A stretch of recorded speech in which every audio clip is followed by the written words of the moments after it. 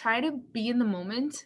Like, don't be too stressed about the future. Don't be too stressed about like, I should have done better on this because you're not gonna enjoy it. And by the time you finish your first year, you're gonna be like, wow, that was my first year and I was stressing the whole time. And it's gonna be hard to not stress the whole time.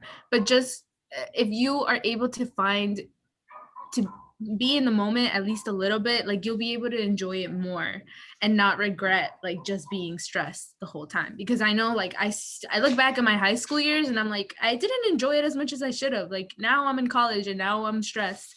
But now I'm gonna see that I feel like once I graduate college, I'm just gonna be like, I was stressed the whole time. So just try to be in the moment and like don't be so hard on yourself. It's okay if you make a mistake and you'll just learn from it and do better next time.